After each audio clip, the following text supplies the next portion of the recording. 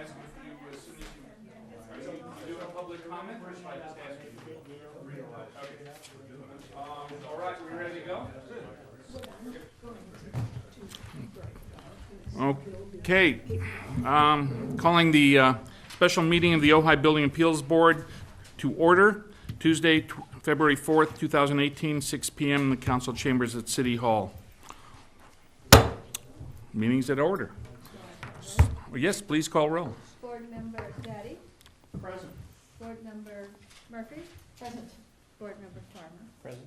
Chair Ulrich. Here. And myself, Board Member Hess. Okay, Pledge of Allegiance. Ms. Judy, would you care? I pledge allegiance to the flag of the United States of America and to the republic for which it stands, one nation, under God, indivisible, with liberty and justice for all. Thank you. Public communication. Public communications is the time set aside during the Building Appeals Board meeting for members of the public to address the Building Appeals Board on items of city business other than scheduled agenda items. Matters raised at this time may be briefly discussed by the board and will be generally referred to staff and/or placed on a subsequent agenda. Under state law, other than for emergency items, no action on non-agendized items can be taken at this meeting. Is there anyone who would like to make a public communication? In that case, before we go to the business items ahead of us, in the interest of his somewhat impacted time, I'm going to ask if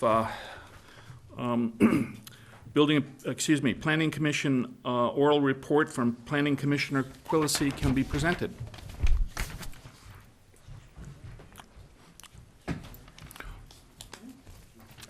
Thank you, sir.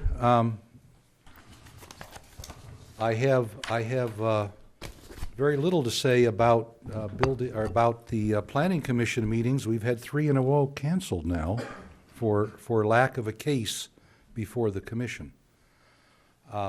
We do have, I think, as big an interest in the safety of our citizens as the Building Appeals Board does, and we each have a role, I think, in assuring that safety. My personal concerns are about fire and water. We have a lot of fuel in the city, and it's going to be relatively easy, I think, to define those areas where there's a lot of fuel, trees, brush, whatever.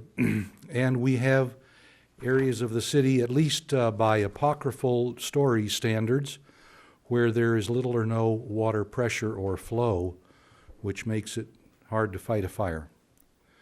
And so I think those are areas where the Building Appeals Board and the Planning Commission can cooperate in terms of trying to guide the development of the city to make sure that any new development for the Planning Commission, any building standards or other things of that sort for the Building Appeals Board are followed to make sure that we have sufficient water and sufficient capability to fight fire within the city. I think that's what the commission and the board need to work on together. And we'll have to do that in a way, obviously, that doesn't violate the Brown Act, but Commissioner Nolan and I have agreed to get together and try to make some suggestions as to things that might be done. I mean, in extremis, someone could come to us and say, I'd like to develop a piece of property, and if we have the data to show that it's not safe to develop that property until there is sufficient, say, firefighting capability in that area, then we should hold off on that development. That's just one example. From the Building Appeals Board point of view, what are those things that come under the rubric of building standards that make it more or less likely that a fire could be catastrophic in the city? And I think in particular of Class A versus Class B or C roofs. And so I think each of our groups has a role in making the city more fire safe, and I look forward to working with you on it where we can. Thank you. Perhaps if you should take during a meeting, perhaps a survey of your commission members, perhaps Building Appeals Board and Planning Commission could have a joint meeting on that subject. I think we could, yes, we could have a joint meeting. That would be a good idea. Just to discuss the various and varied perspectives on the many challenges that are currently faced. I have my community. fingers crossed for a planning commission meeting Wednesday next week. Good luck with that. Yes, thank you. Thank you. Okay. First item is a consent item, the minutes of the Building Appeals Board meeting of December 19, 2017. Would anyone like to make any comments or suggestions? In view of the minutes and the corrections that are necessary, I would move that we postpone it and that we have the chair or the appointee of the chair meet with one of our staff, review some of the comments that are in the report, review the official tape, and come up with some correction and bring it back to the appeals board at another appropriate meeting for us to discuss it. I think we've got some very important things we need to discuss and move forward. And we have some people here that can help us, and I would like us to proceed with moving the recommendation for the fire map along. Okay, is there any, you have a second? Okay. I was just wondering an example of some of those items. I mean, I could guess, but I'd just like to hear what you have in mind. Chair, would you like to give Ms. Hanson an example? Well,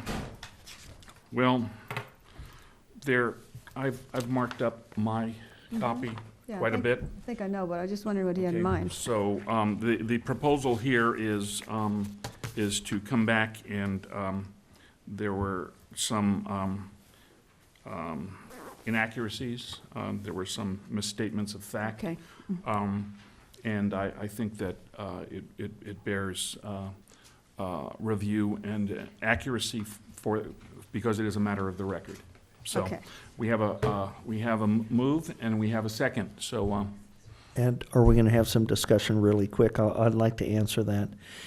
We don't want to come back a year from now and let this thing go through and have an issue come up and say, Ms. Hanson, you know, you voted to accept these minutes and they're materially incorrect.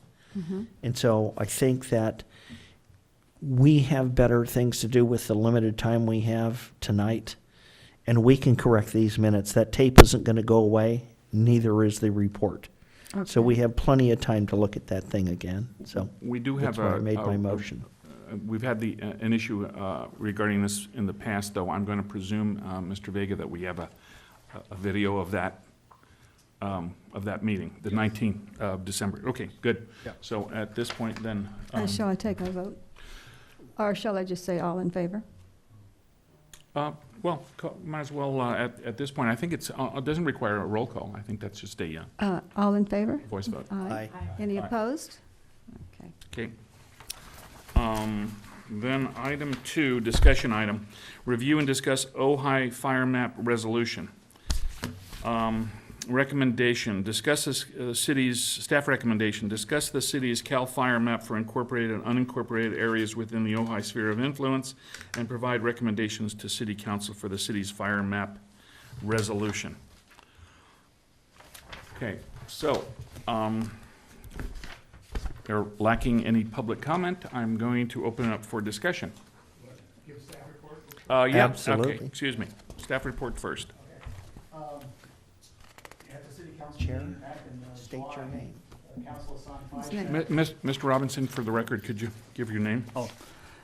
Greg Robinson, current city building official. In July, the city council gave 5 tasks to the Building Appeals Board. One of those tasks is item to review and make recommendations for amending city's CAL FIRE map for incorporated and unincorporated areas in Ojai's sphere of influence.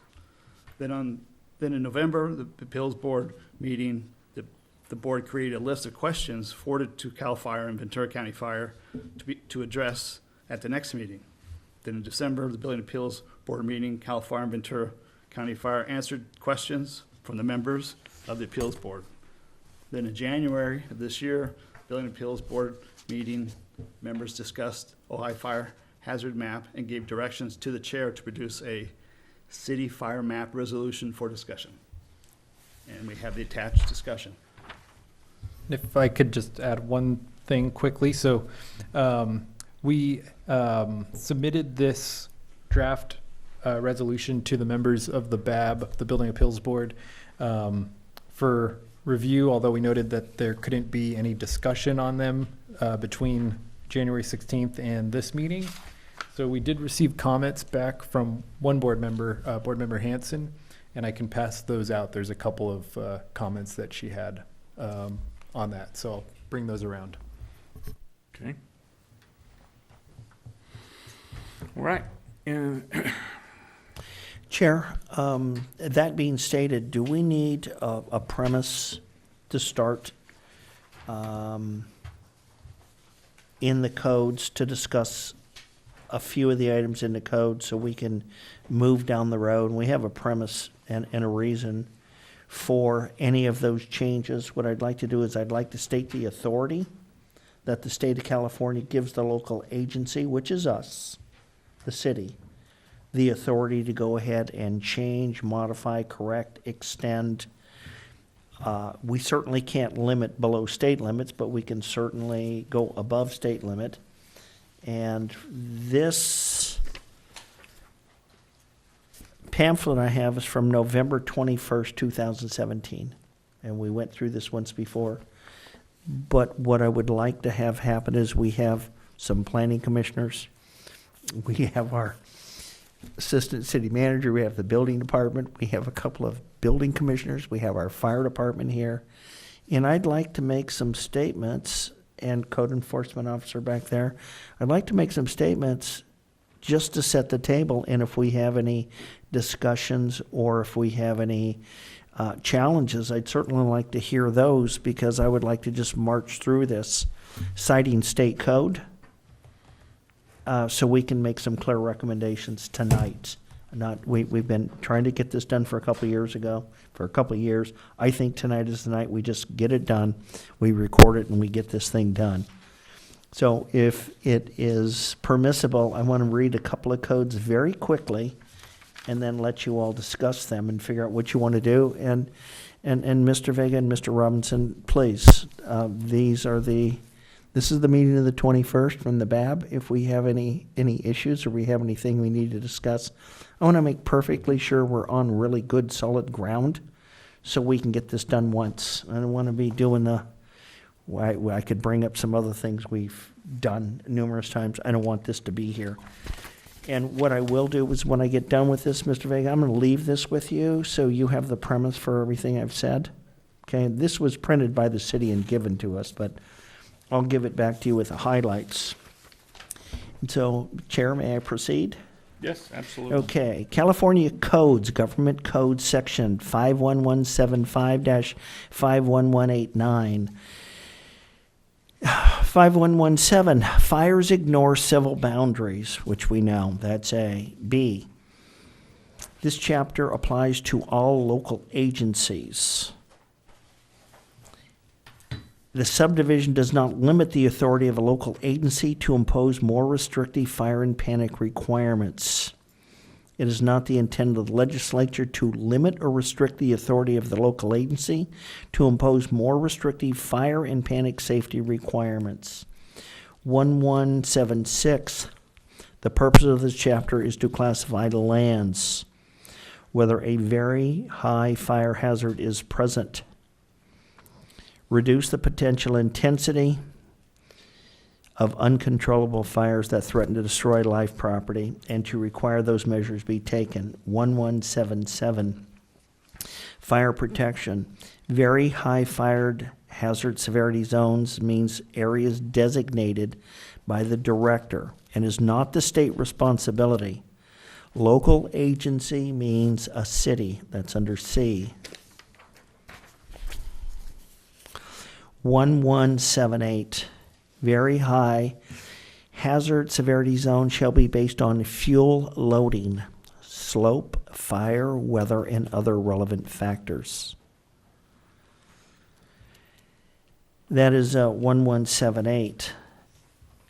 When we get into a few more of these, the 1178 is probably the one that most impacts Ojai because of the severity of the slopes, the compactness, the excessive fuel loading, the fact that we're one of the designated areas that have extreme winds, and for the past history of our water fighting system and its conditions over the last 20 years gives us a little bit more doubt and gives us a little bit more pause. One of the things we're admonished to do in this code section is to make sure that we have the ability to put out the fire, and without being able to absolutely rely on water, that is going to be a factor that is probably not going to be present in keeping the entire city from being into a single zone. Could you clarify what you meant by that? Well, I will actually read you when I'm done. I will read Okay, you the and then last also- passage about the fire Also, zone if where you- it's stated. Also, if you would distinguish it then, whether that would also be applicable to the sphere of influence, the Ojai City sphere of influence. Okay.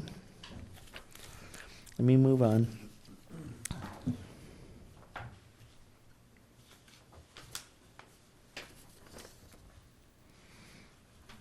Maintain around and adjacent to occupied dwellings additional fire protection or fuel breaks made by removing all brush, flammable vegetation, or combustible growth that is located within 100 feet of the occupied dwelling or occupied structure, or to the property line, or at a distance greater if required by state law or local ordinance, rule, or regulation. So this gives us the authority to extend the 100 feet. My thought was that in some areas, because of the density and the slope, that 300 feet is going to be more adequate in portions of this high severity or very high severity.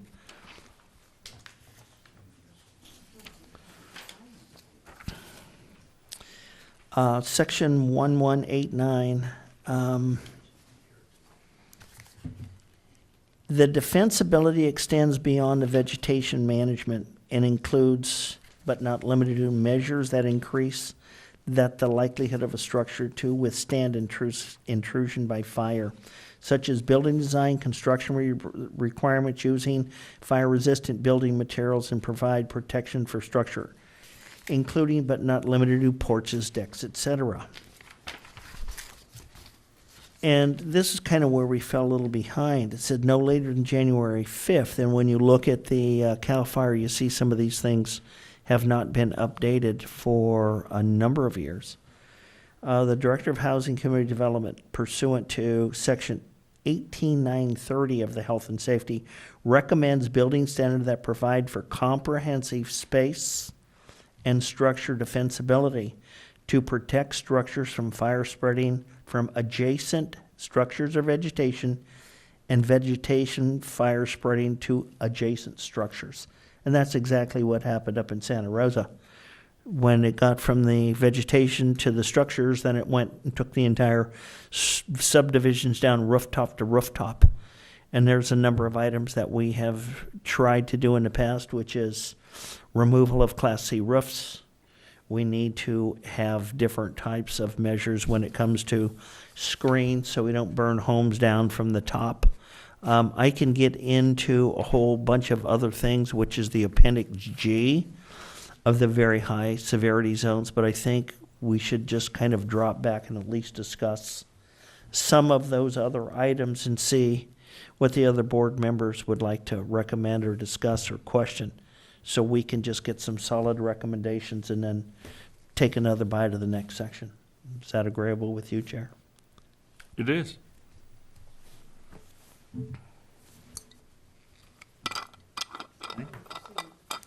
Excuse me? How do we proceed?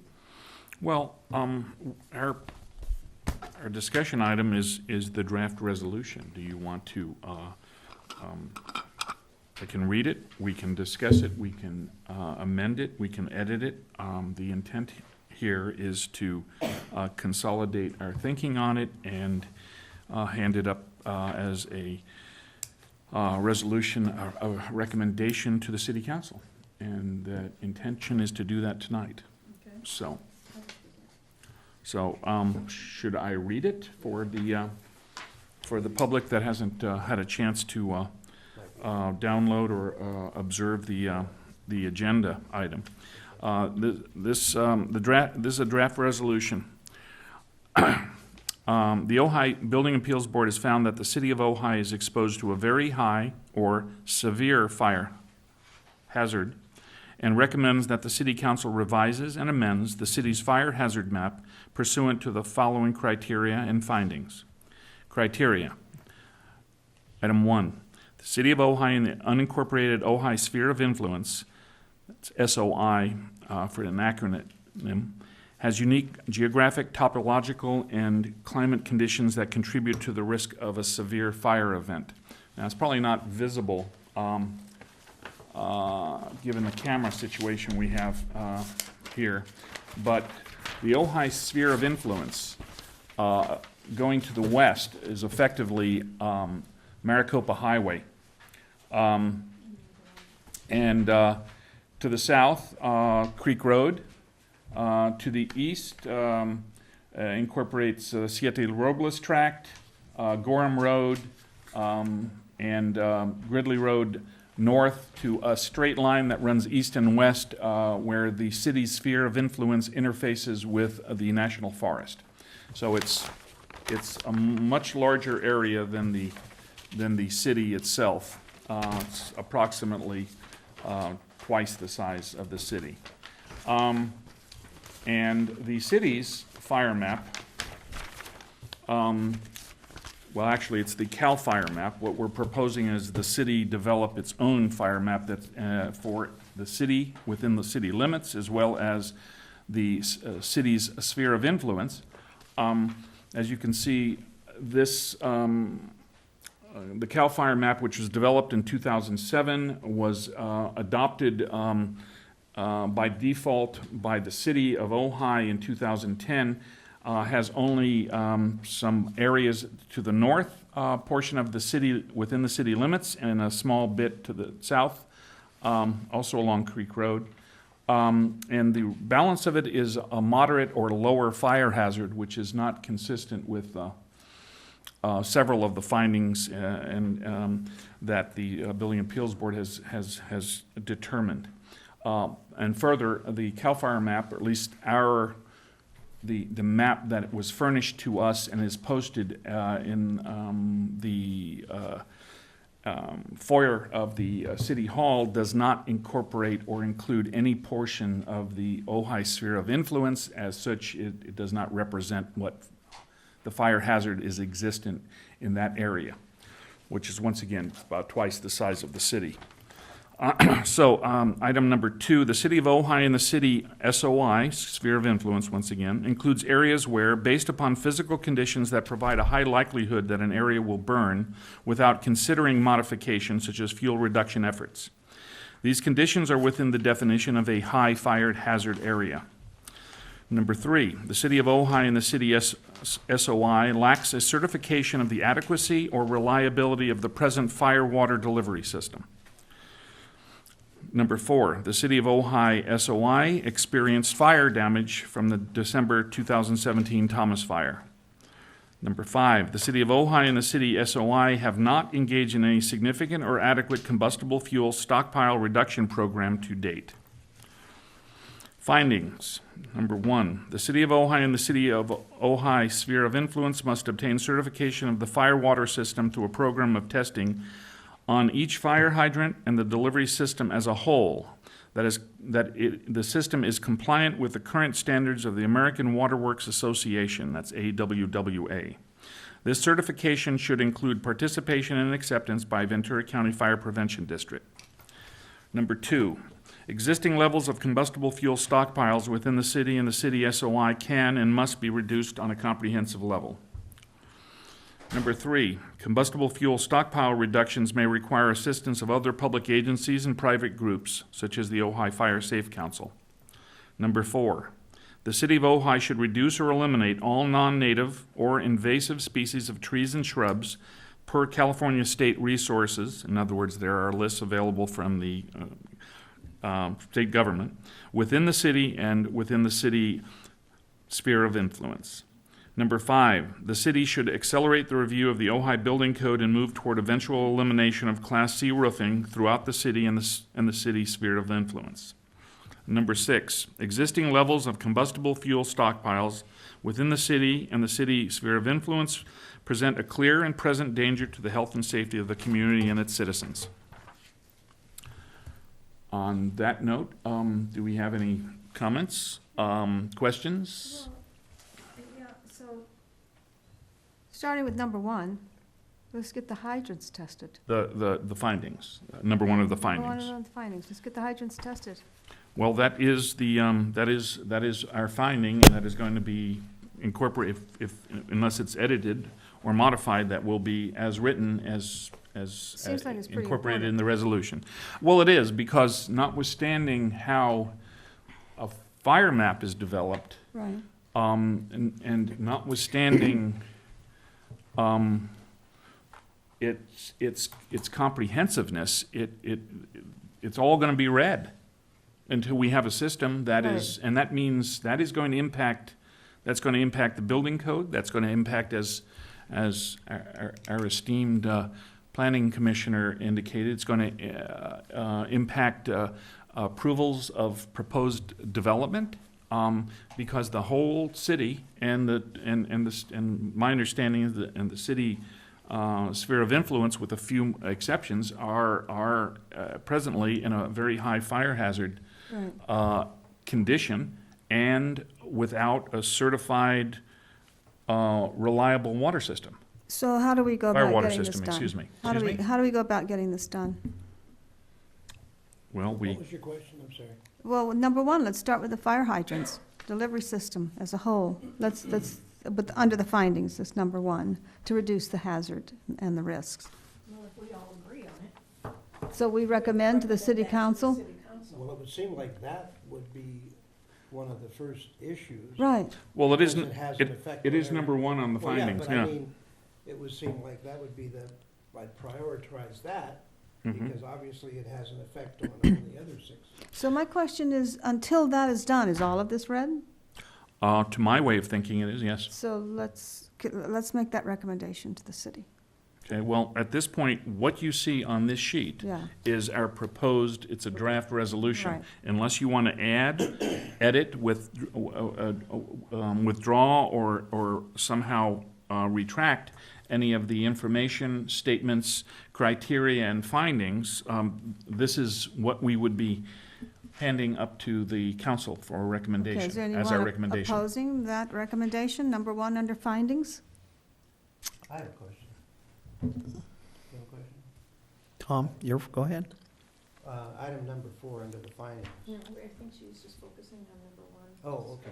Sorry. No, Okay. no, that's all right. I mean, Yeah, but go we're ahead. discussing the whole resolution. It's a ahead. document. Yeah, item number 4, the city of Ojai should reduce or eliminate all non-native or invasive species of trees. Now, are we talking about eucalyptus trees? They're non-native, right? I understand. So that would be, That would be up to council to take a look at some recommendations by at least one planning commissioner that has offered a solution in the past. And we can get some more information on that in a moment. And I have circulated to some people the Santa Barbara invasive and prohibited vegetation list. And again, that's a policy decision that's for the council. I'm not really sure what they would want to do, but I am sure of one thing positive.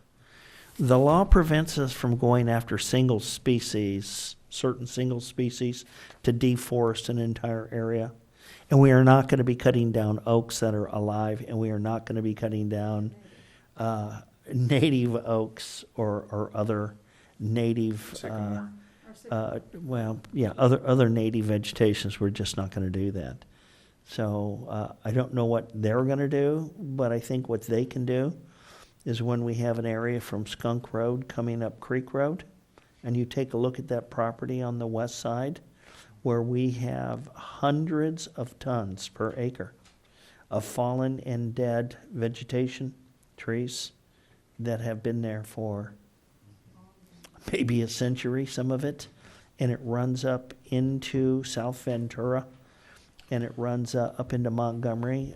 We have a fire behavioralist here in the audience that went ahead and did a behavior study the day that Casita Springs went up the first day.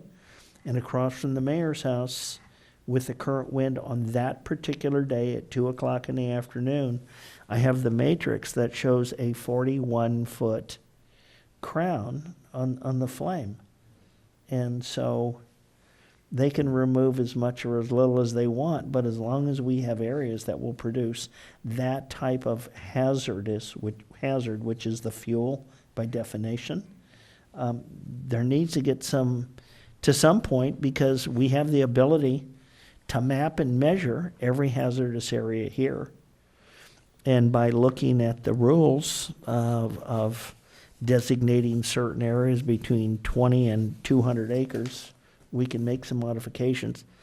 I don't know what we want to do in all the eucalyptus. I don't know if you have a model that says you can have one every 20 feet instead of 100 of them in 100 feet. I don't know what that's going to be. I'm not going to make a recommendation, thank God.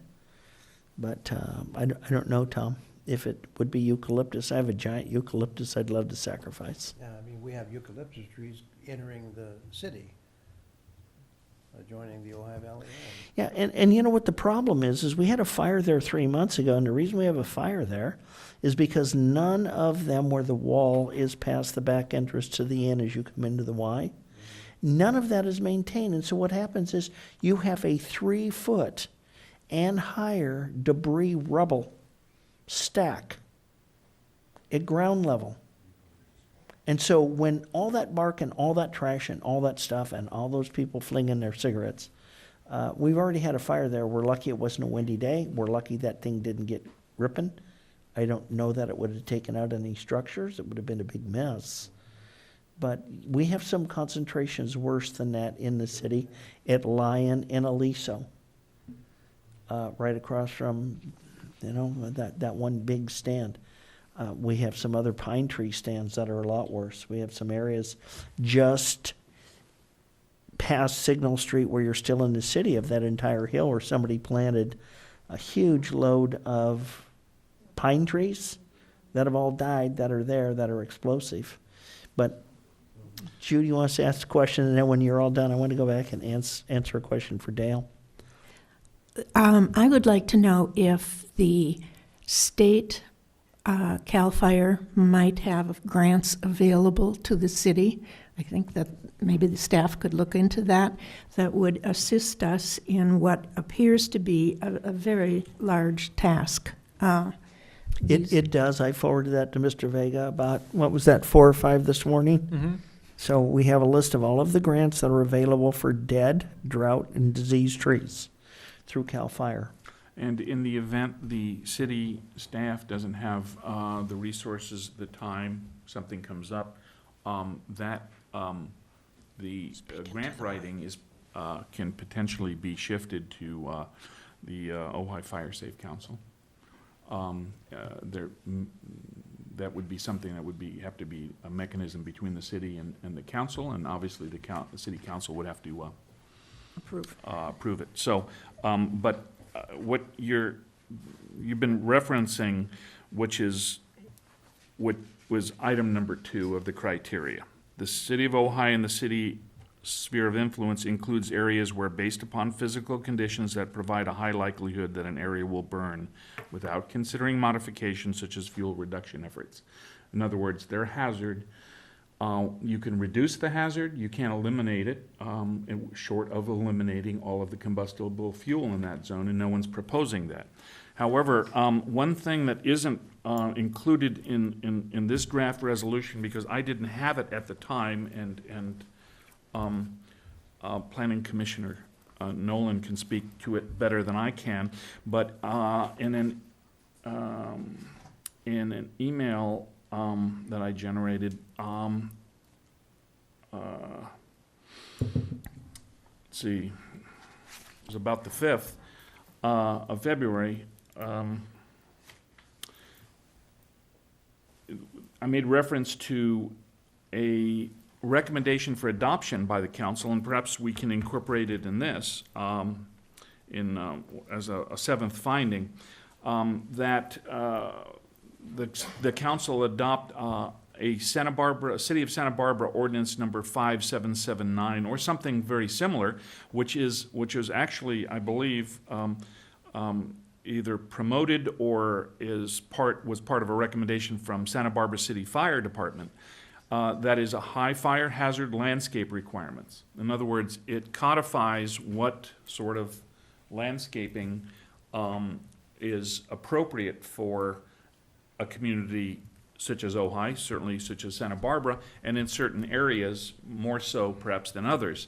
But we don't have that. Looking at what was referenced here as far as the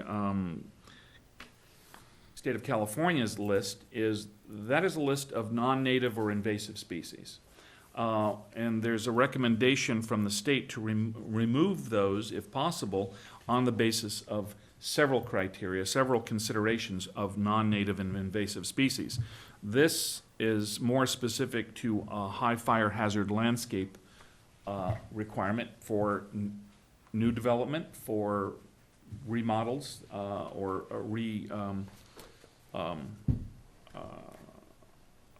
landscape projects that involve new landscapes that would conform to something that instead of what is typically approved.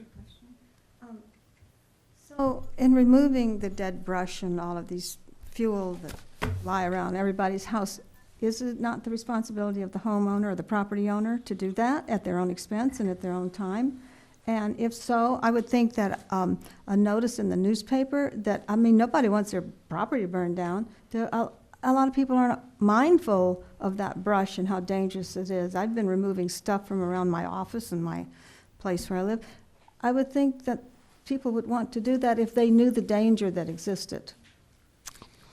If they don't know now, I Well, don't know what we'll you know, teach them. Some The issue people just- is it costs money, it takes time, and oftentimes people, notwithstanding notices in the newspaper, aren't aware of the realize- severity of it, of It'll the help. hazard. And part of that issue has to do with, which we've discussed several times at this board, had to do with how even our existing combustible fuel hazards are managed in the city, and by whom, as is the Yeah, by whom. enforcing agency or entity. If anybody doesn't want their property burned down, should get out What and rake. effect, if any, will this have on the ADU? That's another subject. That's going to be a real tough question. Dale, if you want to know what section this is, since we're coming up with numbers, this is going to be W105.1. Are you talking about finding number one? We're talking about clearance of brush or vegetation growth from structures. You wanted Okay. to know what the rules were and how they were. And so that's going to Do you be. want to incorporate that in the resolution? No, I just wanted to answer part of Dale's question. She had two questions. And so W105 goes on to say that an effective fire break by removing, clearing away all combustible on a property of a distance of not less than, well, it says 100 feet, but if you take a look at the other prior things I've read from the state, Yeah, it should be more that than can be 100, I know. increased, but just not willy-nilly. I mean, not to increase it to increase it. If you're at the top of Foothill and you're at Fairview and you've got Camper Ma on one side, which is still fully loaded, it did not burn, you have a little bit more significant issues, and I think you need bigger fire clearance than, let's say, somebody down at Park and Ojai Avenue. I mean, Right. you know, that's an uphill slope. It gets higher wind factors and all that. I wanted to answer your first question, Dale. You asked about the sprinklers. And I made a request last week of the fire department to get a current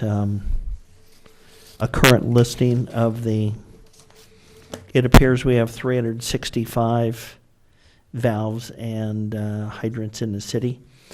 And the last testing was done recorded testing, was done between 2007 and July 11, 2014. That's when we had Golden State Water. Right. And I want to remind everybody, if they don't know, then I want to tell everybody, it is not the responsibility of the fire department to have adequate water pressure. It is the absolute responsibility of the provider of the system, and that is, in this case, it's Lake Casitas. Before, it was Golden State and Ojai Flow, and the rest of us, we went to battle many times with the PUC, as did Chief Roper before, when we lost a hydrant on Country Club, and water didn't come out of the hydrant. And so we had to have a number of lines replaced. So it is not the fire department. I want to make sure everybody's got the right perspective. This is the purveyor's full responsibility. And I would recommend, I have a Fire Prevention Bureau public record request. It would appear to me that one of the city officials could request, Who's our liaison to Casitas? pardon? Who is our city liaison to the city? Actually, when I recommended that, Carol Smith said she disagreed with me Well- by name and that we didn't need one. No, we're not, she's So not on the I don't council. believe we have a liaison to Casitas. But I do know they'll be speaking to them. And so I would make a recommendation that as part of your recommendation and a resolution, that the city make a formal request to have an updated list of the Ojai fire test results. If there are anything after July 11, 2014. If not, then the prior records will stand. And the prior records show that we have too many hydrants that are underperforming. I believe that in order to be comprehensive and also reliable, it should be a current testing, not one that was done piecemeal over, how many years was that? 7. 7 years. So, What is the flow rate for a single-family residence here? In Oxnard, it's 1,500.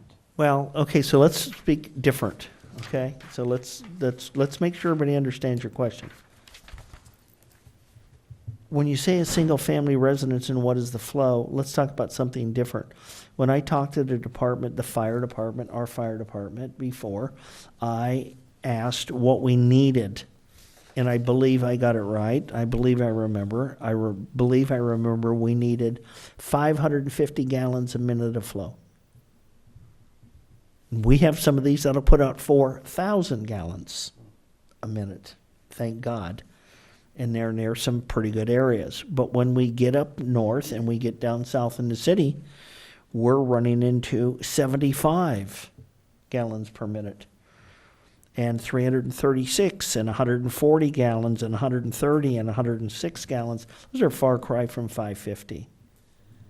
And so we really need to have some type of assurances from Casitas that we have current minimum requirement as prescribed by the local fire safety division. They need to set what are the minimum requirements for safety, because they're the ones that are doing it.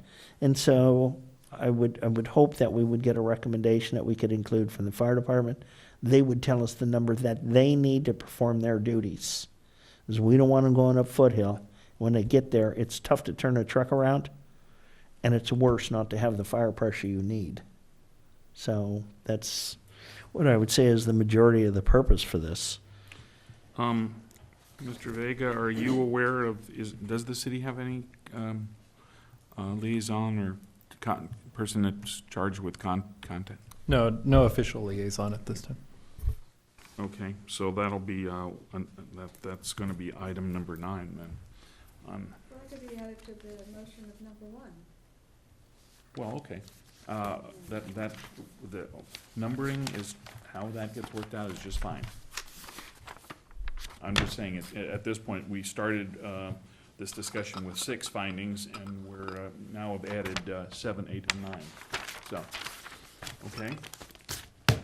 Is there anything, anybody care to comment on anything? You had that question. Is it possible, can you give us some insight into what the flow, gallonage flow rates for end pressure? Depending upon the type of hydrant? You know, I really cannot, I'm a Okay. wildland. Okay, fire all right. specialist, In other words, most of your water comes from, okay. so Um, free pathfinding with the fuel, so. Yes, yes, okay. She helps us with defensible space. Very good. She's Okay. gonna help us get that 300 feet upslope. Okay, all right. Does anyone have any? Mr. I just have a real quick comment, something that I heard when you were reading. Will Castagna, Ojai Valley Fire Safety Council.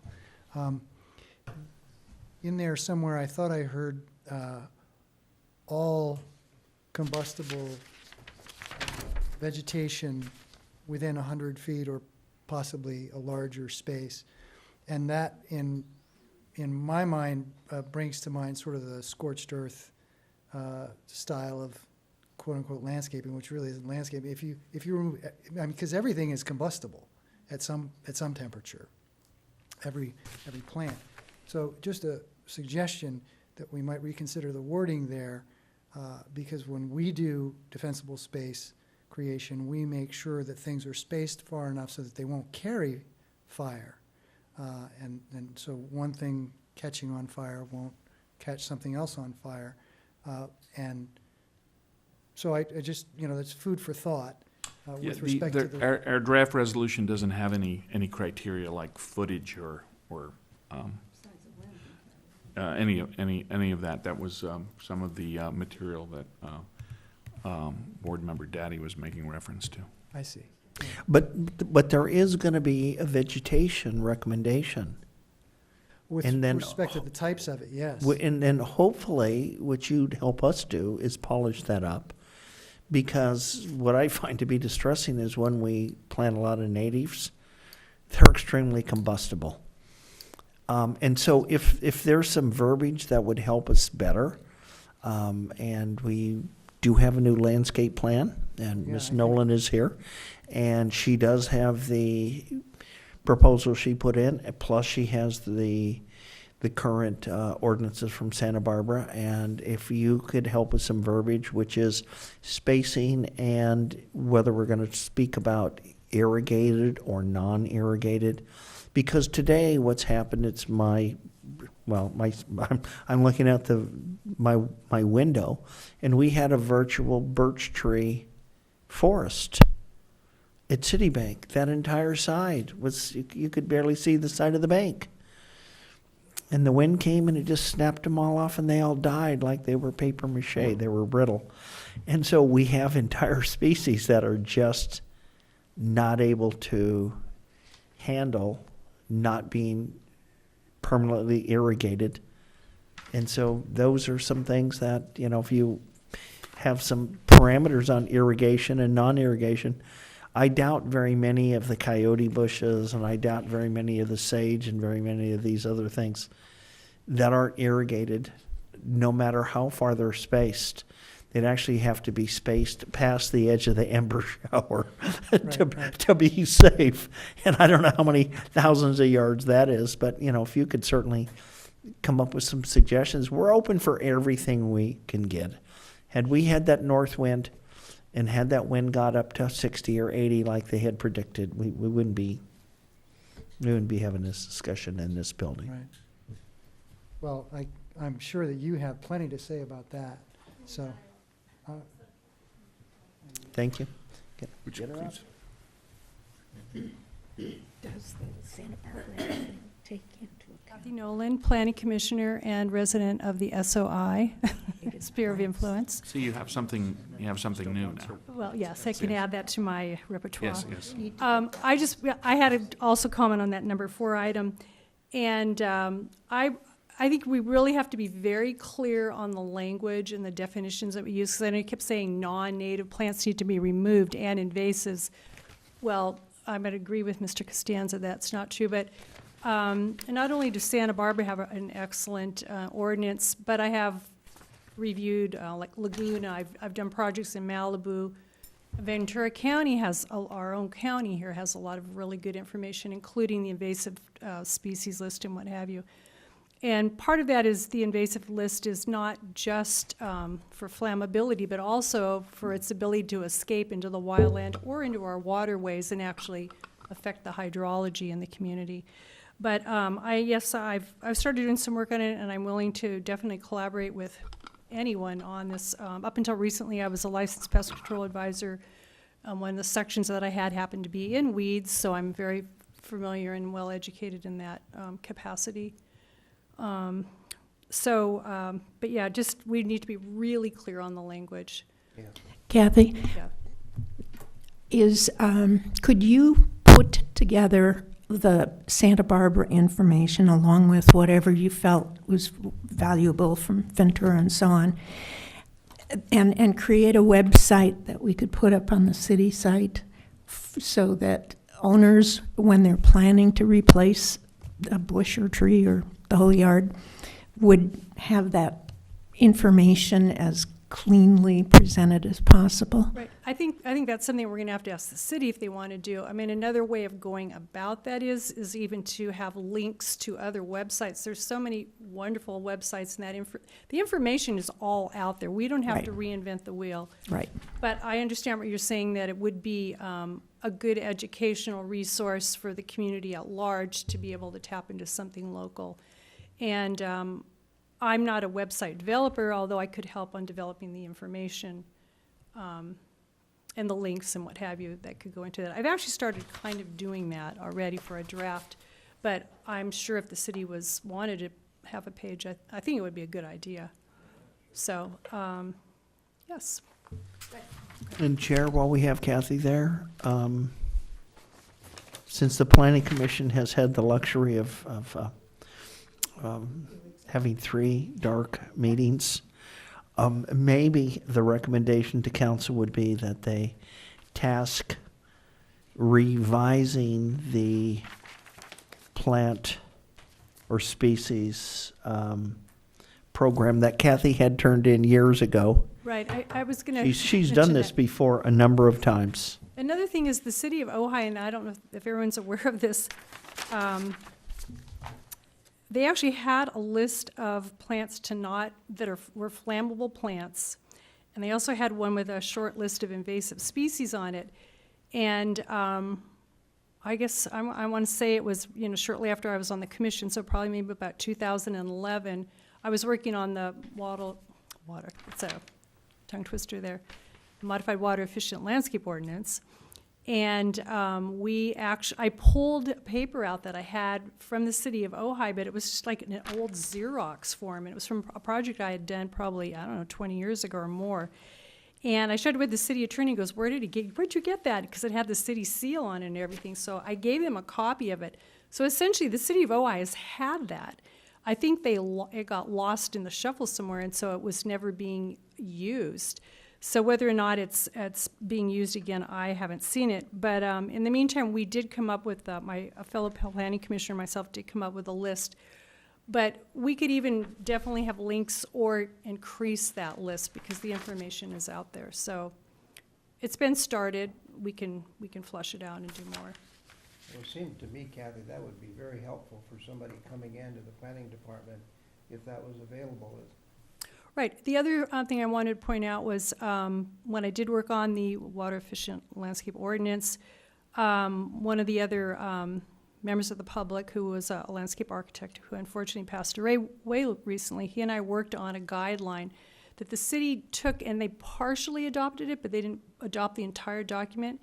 But in that document, we had a reference for firescaping and doing fuel modification plans, in addition to things about the invasive species, but a lot of that was cut.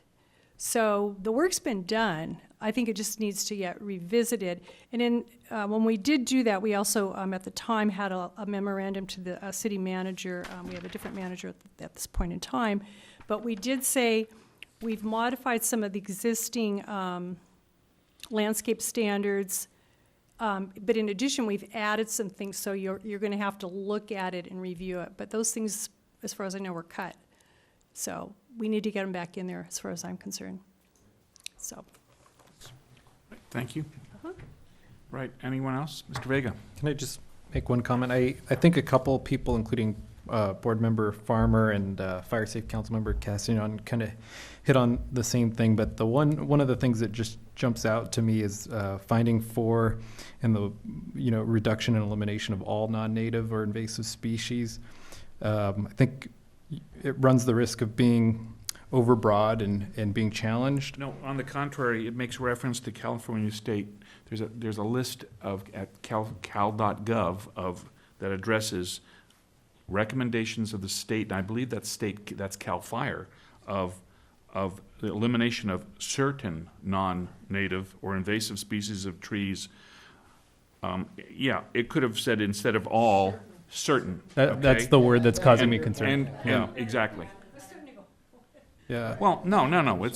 Once again, it makes reference to there's a particular list that doesn't eliminate all non-native or invasive species. Okay. Well, maybe it eliminates invasive species, but it doesn't eliminate all non-native. It is How very about if you specific. how about if you prefaced it with hazardous non-native?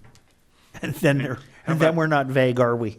To be, Or eliminate if they're not instead of take hazardous, out we don't have to get rid of all them. and put in hazardous, non-native, or invasive species. to be identified too. I mean, that's, Kathy's has a question. Once again, I think you need to be clear, because there are some native species that you don't want to have in certain fire zones because they tend to be more flammable. Yeah. So if And just, that's- and I'm all for the natives, that's not the point. The point is understanding the flammability of different plant species and where they should go or not go in the And I landscape. believe that's referenced in the Santa Barbara ordinance. Yeah, more so, Yes. exactly. So- So if I understand, Kathy, you've already addressed this prior to this time, right? Well, no, we had mentioned it in a guidelines. We didn't flesh it out because we were waiting to hear back from the city attorney at the time, or city council, to move forward, but it got cut out of the guidelines we created, so we didn't go further. But I, just as a landscape architect professionally, I do fuel modification plans. I've done them in LA, Ventura, and Santa Barbara counties. And so, I understand the process and what they're looking for, Right. and have that experience. And perhaps we, Chair? the part that we're on item number, If the department would like to speak. yeah, hang on just a moment. You're welcome to stand up, but this isn't going to take just a point here on item number 4, because I'm also going to be reordering the sequencing, but where it has in the parentheses on the second line, per California State, let's put guidelines instead of resources, okay? Yes, could you identify yourself, please? Yes. Celine Mumi, Ventura County Fire Department, and I'm the pre-fire specialist. Something I just wanted to talk about is the fire modification zones around a home. And I could get with you and touch more on this. It's available on our website. It's available through the CAL FIRE's website as well. But it talks about like the first 5 feet around your home having no vegetation, nothing there. And then you go out 30 feet, and that's spaced. And then after that, you can have even a little bit tighter canopy, but you still want all the ground fuels that are flammable up. So it talks about crown spacing and also your slope. So there's a lot of information on this that we can use. I'm sorry, your web. We have it on our website, and it's also on CAL FIRE's website. And then it's also on, there's a Firewise website you can get on. It's a great resource as well. Another one I wanted to talk about is the grants, and I can help with those too. I mean, I can't write the grant for you, but I can help with some of the language, identifying some spaces that I think would be a good spot, you know, and also kind of what kind of work needs to be done in those areas. So that's all I have. Right, Are very you good. going to make sure that our assistant city manager has your name, Yes, I'll business give you card, my card. and phone number? Because I'm pretty Yes. sure Matter of it'll fact, be I'd his like your card as well. responsibility. Yes. And I hope what you're thinking about is Stewart Canyon, upper thought and about some of lower. those. I hope you would be thinking of the area from Camp Comfort east all the way to Creek Road, and then Creek Road all the way north up to Ventura and Montgomery. And I think that we have a pretty decimated, and I didn't want to bring up this word, and dilapidated forest on the south slope of Catrona, where that entire forest has pretty much declined and fallen. That's a real problem area. And so we have a half a dozen of these All right, pretty big problem type areas. I'd be happy to go look at them and And Mr. Vega, is it possible to put the sphere of influence map back up on the screen? Yeah, we can pull it up. Yesterday, I went out and my wife was wondering what I'd been doing, and I have 400 claims for residences. And so I've been pretty busy with a lot of people, either total or just slabs left or outbuildings or actually the home catching on fire. If you look at the red line on the left, to where the red line on the left kind of meets up at the very top left of that map, that is the very edge of the sphere of influence, and that is North Rice Road. When you go to that boundary there, that is the fence where the Casitas pumping station is. And you look at the last property on that left, and that property has been decimated, and all the structures and all the property on it is gone. And so when we talk about sphere of influence in wildland, our biggest danger is really that sphere of influence that is not burned on the west side of the city, that will come up from Camp Ramah and come up from Fairview and come up from Miners Road into the Arbolada and sweep west, I believe. Is that correct, Mr. Campbell? Under a good wind, because we have that prevailing wind. we do. And so you are the wildland expert, and anything you could do to help us, and any recommendations or ideas or anything, would you please forward it to the city so, you I know, will. we can see if we can incorporate that, because, again, Happy we really need all the help we can get. Yes, I'd be happy to. Thank you. Yeah, thank you. Thank you. All right. Anyone else? Anything else? Before we leave this particular item, it sounded as though native or non-native is not the issue when selecting plants, if I understood Kathy correctly. So maybe we should be talking in here about reducing or eliminating flammable or invasive species. Does that Well, we use the term hazardous. flammable, okay, certain flammable, Because okay. we're addressing Combustible. fire hazard, You're Explosive. right, flammable, okay? okay. Right, is there anything else? Okay, well, at this point, I've ordered, and added in, 3 items. So shall I, for the record, read it? We haven't, changed. We haven't picked apart all of these yet. Okay, in that case, what else would you like to pick apart? Okay.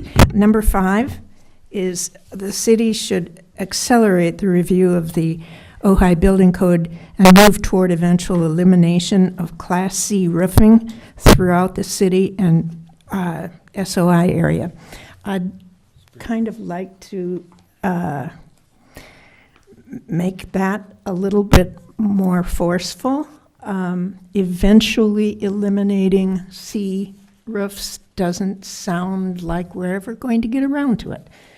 And so I would like our recommendation to be stronger and also to consider the financial aspect of it again, because we may find that we have residents with a Class C who are absolutely without the wherewithal to upgrade.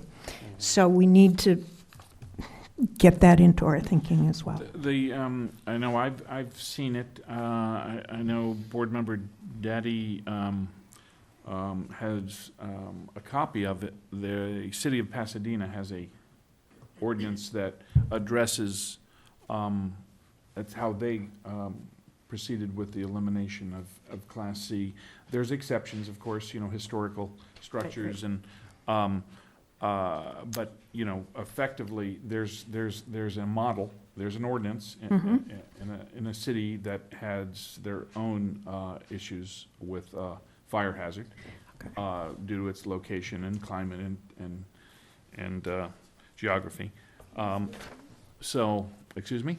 I just wanted to say that every roofer I've talked to, and I do talk to a few, they all put Class A roofs. I didn't even request a Class A roof, and I thought about it one night, and the next day I called him, he said, of course it's a Class A roof. I didn't even request it. It seemed like, and I've talked to other roofers, I don't know, I just happen to speak to the right ones, but it seems to be almost a standard that they put Class A roofs on when they were replacing a roof.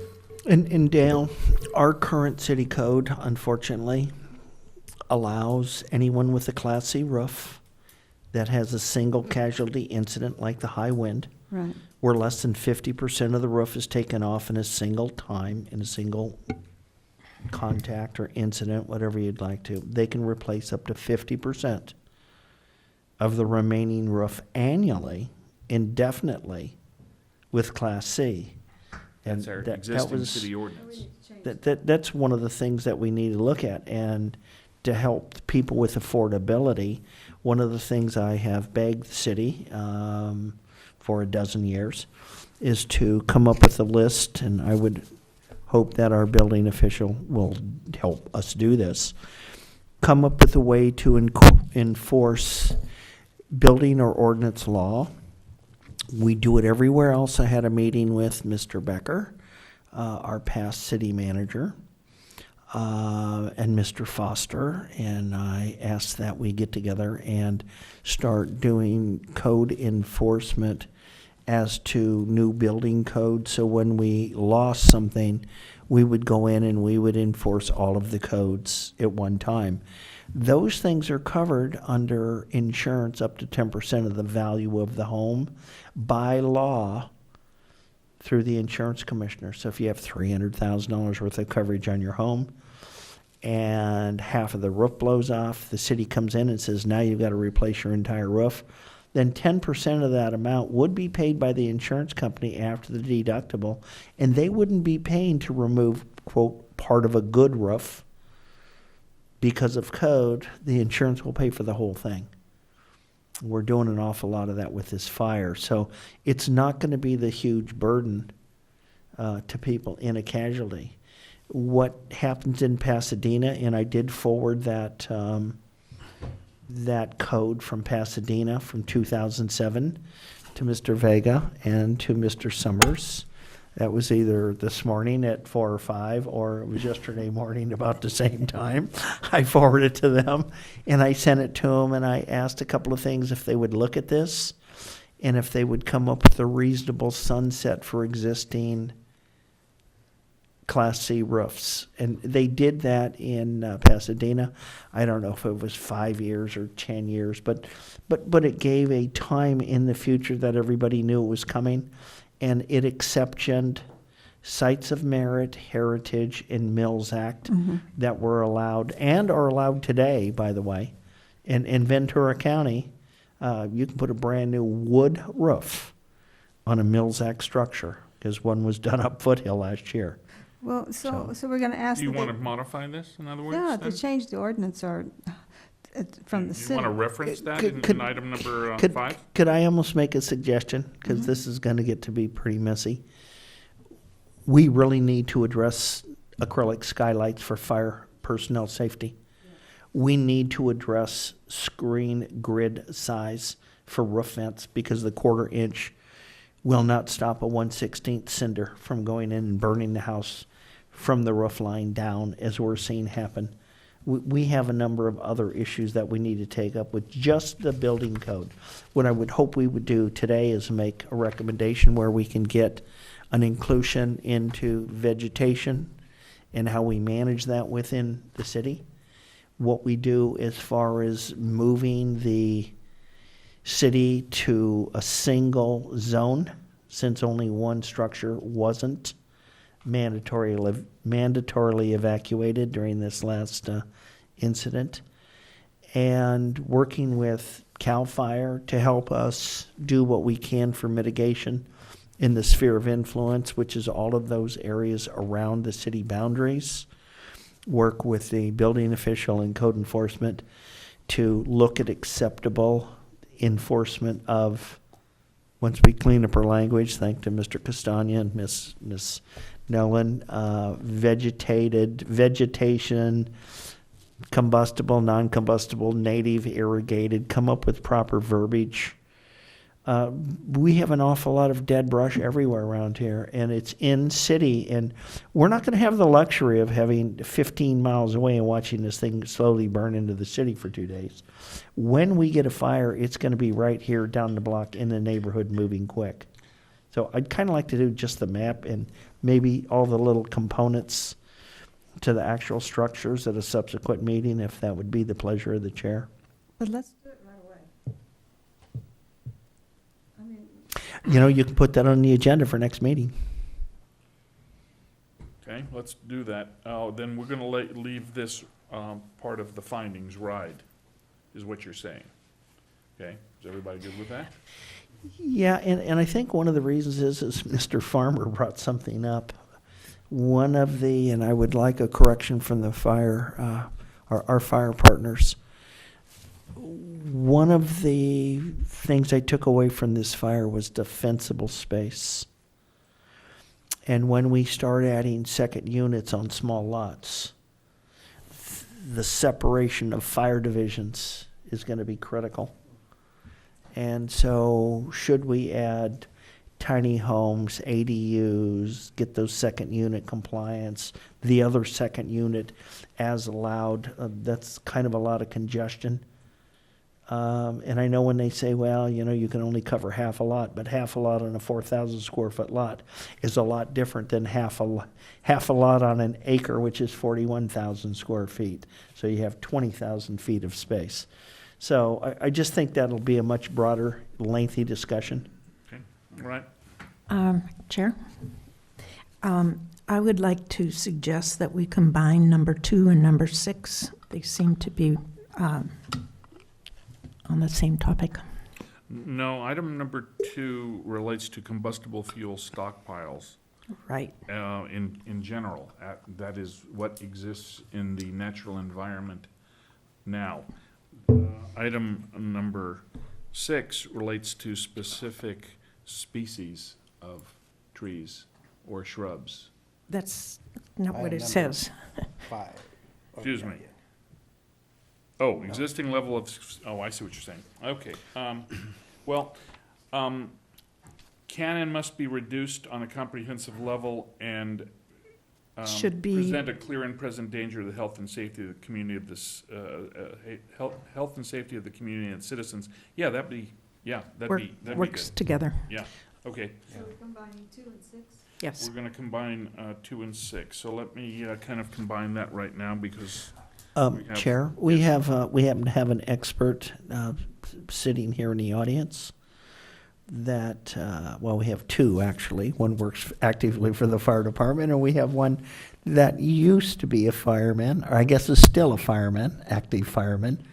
And his name is Mr. Campbell, and I think he has done some studies and some work, and he has some actual information that had been submitted. I have some of it. And I think it would be helpful if he would get up and speak about some of the areas surrounding this community and where we have some pretty difficult areas.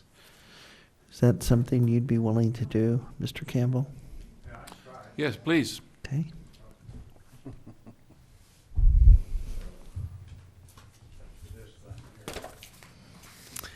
Now, I don't know if you need any of these type of things back from me, or if you need the Meadows report that you did, but I would certainly like you to at least discuss them.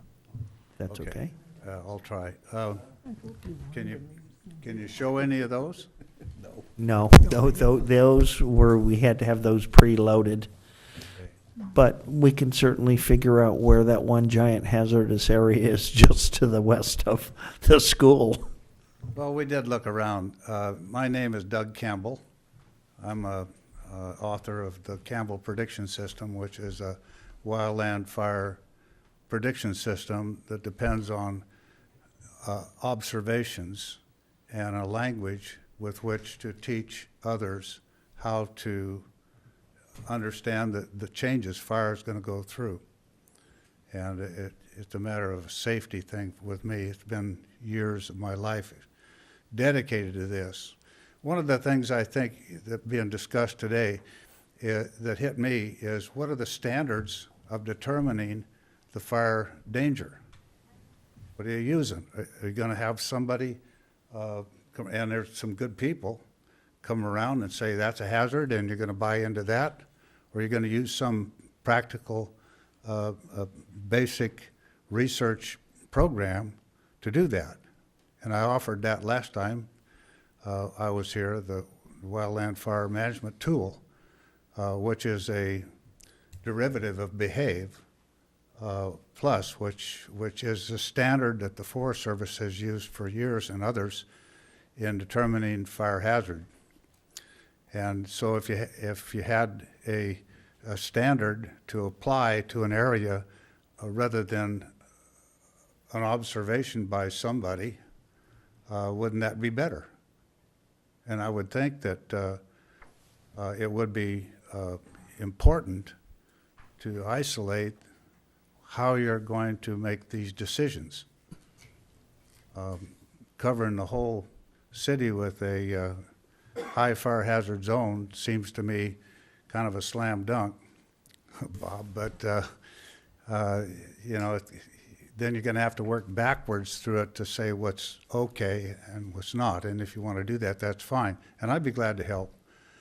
But I can't be too involved. I'm getting so dang old that I just don't do things very good anymore. But now, what you want to talk about, Bob? Some of the places?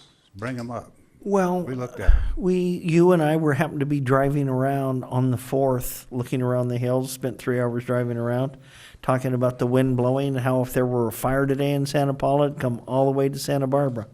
And I dropped you off at your home about 2:30 or 3, and I don't know where you were for the next hour and a half, but I was getting ready for a party, and it started. I was home waiting for the Ember environment. I was ready. Yeah, for it was kind of coincidental there, wasn't it? I was ready.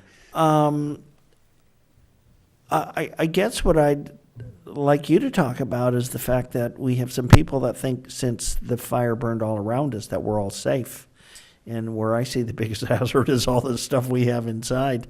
No, I think you brought that out pretty clearly. It's And right over in the meadows on the west side, I'm not sure what do we do about fuel reduction when we have preserves? How do we keep that? We have to talk to the preserve people and educate them. And I think the Wildland Fire Management Tool can help do that, and I've shown that on some of the maps. You put this icon on there, and it does it for you. You don't have to be a fire behavior analyst that goes through the rigorous training session that I had to go through. And then the application program proved that that system just was too difficult to use because you could only use it for one spot as long as everything's the same in front of that spot. But WMT has combined all that into one icon, and you can even slip time. And Bruce has been working with me for 8 years, I think, on this program to combine how to read a fire and how to do a model and put this into a crisp model that's absolutely what Behave Plus is. Models are models, and they're not perfect. That's why you have to have two. You have to have the site and the model. And I remember recommending to Ventura County to do a test fire in all the burn areas once a year and film them. And I filmed all the prescribed burns we did in Ventura County for 10 years. And so I have a stack of that information. And nobody does that. Nobody does that. You're going to light a fire and not record it? I couldn't believe anybody would even consider that. And so what hasn't been considered is prescribed burning. Ventura County does a good job of that. They haven't done much since I left, but they sure can. And I did a lot of work in prescribed burning and plugged a lot of holes in the program. First thing I asked was, what's a test fire just tell you? And not many people could answer that, except to say it'll burn or it won't. But then I found people didn't believe the fire. Fire conked out, shut it down. Well, we'll try it someplace else. The fire just told you it's not going to burn. Why don't you believe it? It takes a long time to really create that belief. But so looking at the properties that Bob's talking about, we drove around, and then I'd come back and I'd put the diamond on them and do an evaluation. One of the things we've got to develop in this program that's being developed is we have to be able to generate the bracket of weather, the prescriptive weather that we're going to use. So if you want to say, well, if there's a hard wind, well, how much wind? Well, I can define how much wind and what the model will say the fire will do in terms of the head, the flanks, and the heel. And we can generate an idea of what the potential is for capability of a fire department to deal with it. Now, the worst case scenario just about happened to Ojai with that fire established on the mountain, wind driven, spot fires in front of them, and the spot fires would kill that one guy on the fire. That killed him because he made a bad decision. He went after a spot fire and he got surrounded by spots. Who's going to do that? You know, it just saddens me terribly to see something like that. But so here internally, here we have structures that can burn, we have cars that can burn, we have other facilities that can light up and burn, and all of them pose a threat to the adjacent surroundings.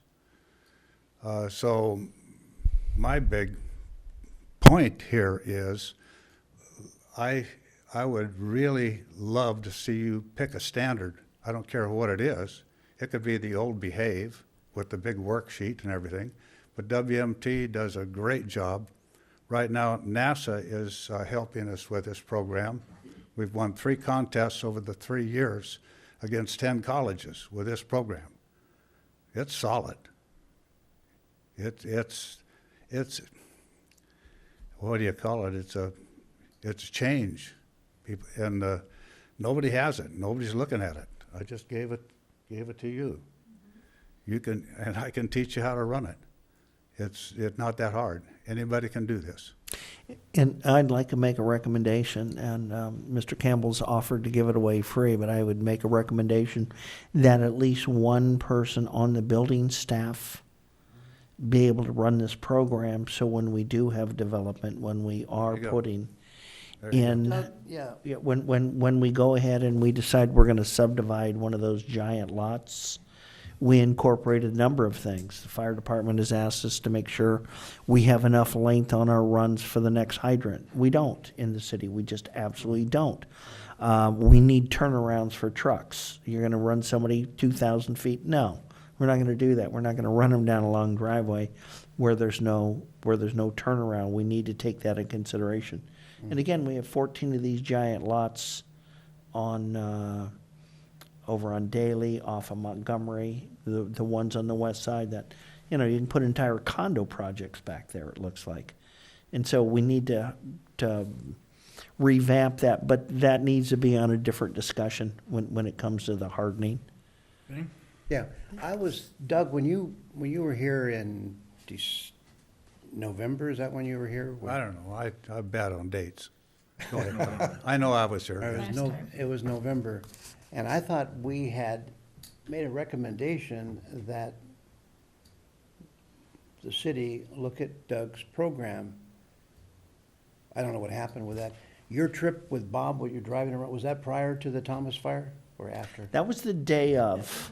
Yeah. How That was the your- morning and afternoon of a couple hours How prior. was your prediction, Doug, in reference to what happened, what the eventual outcome of it To the was? Thomas fire? Yes.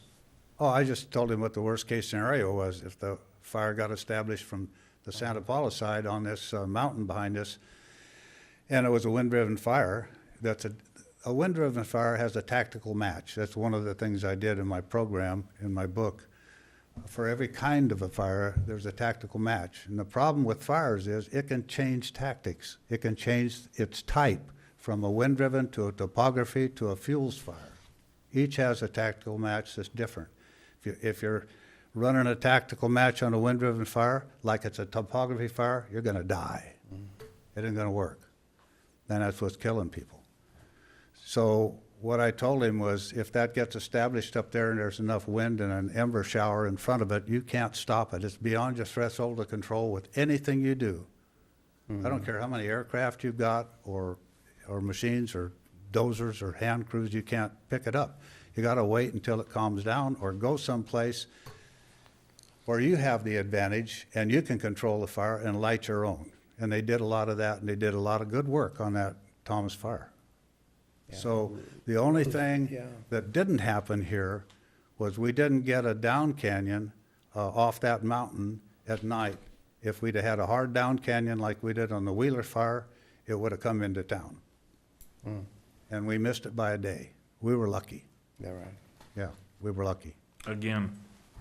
And Tom, sent one of the reporters out a month early and did an article, and we put it on the front page of the paper predicting everything except for one thing, which Yeah. didn't happen, thank God. The north wind blowing it down canyon, as he said, we would Yeah. have had a time. People call it sundowners, but there's a big study on that, and I've got a huge library. Anybody that's interested, I'll be glad to share anything with them. You know, Well, I understand one of the reasons that North Fork Springs burnt as much as it did is because there's no turnarounds and the fire department couldn't get in. So Bob, you were talking about adequate, No longer going up a single road, you can't back down. right? Yeah, and you gotta think about the fact that the water systems too, if, you know, is it more hazardous because you don't have water, or less hazardous because you do have water? So, there's a lot that goes into it that's very complicated. What I think I could offer you, I could offer consultations for the program if you want to accept that standard and use WMT, the wildfire management tool that's being created and changing. We're making some changes in it. But what we need is somebody we can talk to, I can talk to and say, here, you take it, you do what you're gonna do as directed by the city council and the ordinances, and I will help you learn this program and with the application of it as far as you want. I'll stand good for that. Or you can hire me as a fire behavior analyst, as the city did. The county hired me as a fire behavior analyst part-time, and it was the first county that ever had a fire behavior analyst. And when I left, I said, we got enough to change the standards of the prescribed burning program, and they didn't care. So I left. Yeah. Okay. I would make That a good? recommendation that we go ahead and at a Incorporate. minimum, have Mr. Campbell teach staff, city staff, permanent Right. city staff, how to use the program for planning. Is that a motion? That is a motion. I'd like to add that on to the recommendations to council. So not, as number 7 then, maybe? That would be whatever numbers, Well, actually, we're at number 9 now. whatever 9 number it should be. Doug, thank you.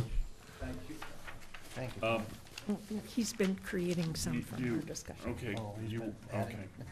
I didn't get anything. You want to restate what that item 9 would be? No, I would recommend that council have a qualified staff that can run the fire behavioral and modification program as presented by Mr. Campbell. WFMT. Right. I second it. Thank you.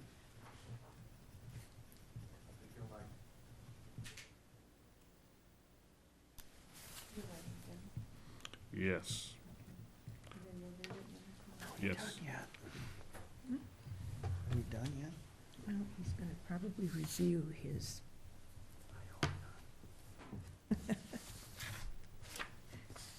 See, I just thought this was too much to get into. Yeah, I think, I I think at the time here, we need. yeah, I agree with you, but because like there is stuff in here. See, I'm not, Okay, okay, so far I've got here, recommend that council direct staff to identify a permanent staff member who can be trained. who can be trained? On the, what's it? The It's- specific identifiable, Yeah, where'd it go? W, yeah. Wildfire management tool.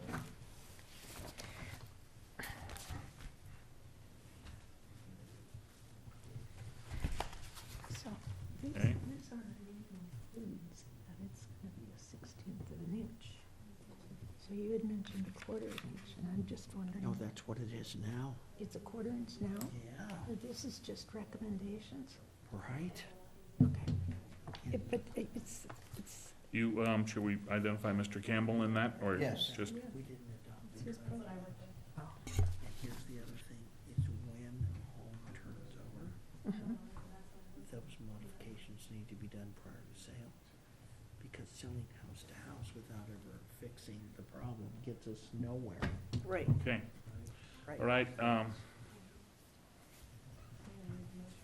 okay, so, this, then is item 9, recommend that council direct staff to identify a permanent staff member who can be trained in the wildfire management, tool by Doug Campbell, wildfire behavioralist.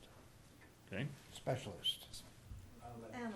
Behavior specialist. behavior specialist. I knew there was He said analyst. wildfire analyst? He said he said fire behavior. Perfect, perfect.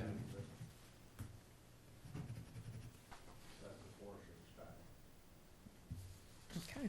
And Mr. Vega, I'm just gonna give you my notes so that, you can So that was Cons- the motion. incorporate and consolidate. We haven't Okay. voted on that yet. Yeah, we have a second, but we haven't voted on it Okay, yet. shall I call for the vote? Are you gonna call for the vote on all 9 items?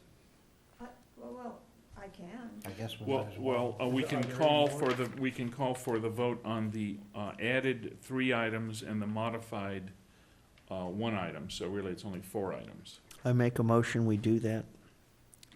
Do what? Vote on each one? Vote on that, vote on them as a unit? Okay, all right, shall I read them then? No. Could you read the 3 new ones? 3 new ones. Okay, recommend for adoption by the city council, a high fire hazard landscape requirements equal to or similar to the city of Santa Barbara ordinance number 5779, Santa Barbara City Fire Department. And this one would be item number 2, based on a renumbering of some of these items, but this is the second added item, and that is that the city council appoint a city council liaison with Casitas Municipal Water District. I don't think it needs any further explication. The third item is that the city council requires the current water purveyor, Casitas Municipal Water District, that certify that the city of Ojai and the Ojai sphere of influence that is served by a CMWD water system complies with the performance requirements of the Ventura County Fire Protection District and the American Water Works Association. That's number 1. That's going to be number 3. And then item number 9, which is the fourth add, which we just addressed, which is recommend that council direct staff to identify a permanent staff member who can be trained in the WFMT, the Wildfire Management Tool, by Doug Campbell, Wildfire Behavioral Analyst. Okay? Shall I call for vote? Yes. Board Member Daddy? Yes. Board Member Murphy? Yes. Board Member Fong? Yes. Chair Fuller? Yes. And myself, yes. So we all agree? Okay. All right. Is there any further business then? Set, Find out what the minimum gallon for. I believe it's 550 per my discussion with the chief, but it would be better to have it in writing. I would recommend that you set a meeting now, a meeting date, and put some agenda items on it per the board's pleasure. My pleasure would be for us to meet in no more than 4 weeks, possibly 3, to discuss the actual changes to the codes themselves. Shake roofs, acrylic skylights, no exposed exterior eaves, recommended better spark arresters on wood-burning fireplaces, alarms in all garages, detached or not. Too many fires are starting in garages, and we don't have an alarm there. And so there are a number of things that we need to be extra cautious, and we really need to harden. And a $14 alarm in a garage is not an undue burden to save a part of a community. When will council look at our recommendations? Well, at this point, we're going to, once they're consolidated and presented in a manner that looks a little more presentable than this, when would that be? We are currently preparing the agenda for the 27th. We have to have that done by the end of this week, so it may be ambitious to get this on that agenda. It may be the first council meeting in March. Okay? 13. Mm-hmm. We still have the next Building Appeals Board meeting scheduled for February 20th, I believe. Okay, that's a special meeting. I'm speaking about a regular meeting. With this in mind, this is the reason I'm trying to ram this through so quickly. CAL FIRE is going to come up with their new map, or they're going to come up with discussion. They're going to come up with their parameters. And I would certainly like to see us have our, we're going to have it our way, one or the other. I would like it to be in time where it can be presented to CAL FIRE for consideration. Doesn't mean they're going to adopt it. They've got their map, and they may, in fact, include some of our stuff. If not, this city has never, the council has never, none of the councils have ever actually adopted an Ojai City fire map. One has been adopted for us, but then we have a voice in the city that says the city is sovereign and the city needs to do their own work, and that happens to be our city attorney. So we can either do it alone, or we can do it in combination with the submission to CAL FIRE to see if we can get any movement from them. But when you look at our fire map, you can't tell me the north side of Foothill Lane is any different than the south side of Foothill Lane, or any side of Foothill for the next 3 miles all the way down to the Presbyterian Church, or in fact down to Ojai Avenue where Paseo is at Matilaha Junior High School. That is all the same contiguous forest. And for us, as I stated in 1179, fires don't stop at artificial lines. Okay, but And it's time for us to take a look at that. having said that, as far as agendizing this for another meeting, there's been some email correspondence which you may not have seen, relates to a proposal being circulated for a change in meeting dates and making it into a regular monthly meeting on a Wednesday. All right, I'm sorry I haven't seen that, and I will have to go back and Yes. read it. So, well, it just came out today. Yeah, Okay. that's something we're trying to put together for the special meeting. Just the quick background on it is we have the new building official, and I understand the previous building official had some time limitations, so we were trying to come back and see if there'd be a time and date that would work better. Obviously, we're here on Monday because we got bumped off of Tuesday, so we're going to recommend meeting on another day. So. Is that the fellow coming in from up north? So it's actually Greg Robinson and Tom Juzwiak. And so they've both said that they have pretty open availability. So we're going to put an Okay. item on the agenda to And talk about let's that. get it through, as long as we beat the April submission date for CAL FIRE, so we can get it to council. Council can look at it, modify it, do what they want, move it on to CAL FIRE. This is a map from 2007 that wasn't correct then. Are you suggesting we may have to meet twice? No, I'm not suggesting that. I'm suggesting we need to hurry up and get this to council. I think these are all policy decisions. And I think once we make the recommendation, council will go ahead and take it from there. They know what they need. We're gonna give enough ammunition. And I'm sure staff is gonna say, the reason we can recommend 300 feet, the reason we can recommend these other things. We've gone through all the reasons. And I'm sure city attorney is going to take a look at these things and he's going to say, yes, we can actually do all those things because of the local agency status, because of all of the other items, because it's contiguous to. So we're not asking for a single parcel of less than 20 acres to be designated. We're not asking for all those things that are prohibited. We're taking those things where it's allowed by code and it's allowed by authority of the city, and so the city can make those determinations. Now, I don't think we have to meet again. We just need to get it into their hands as soon as All possible. right, so then that means everyone needs to look at the dates, which is effectively the second and the fourth Wednesday of each month. That this room is available. If Wednesday works for us, then it'll be either the second or the fourth. And everyone needs to kind of consider what that might mean from their perspective, personal perspective, and then weigh in. And if that's the case, then it would be the second Wednesday in March, would be the first date that we would reconvene. And at that point, prior to that, we would develop whatever items we want through Mr. Vega on that agenda. Right, and that would be building codes, so none of that needs to be submitted to CAL FIRE. That is strictly within the authority of the city.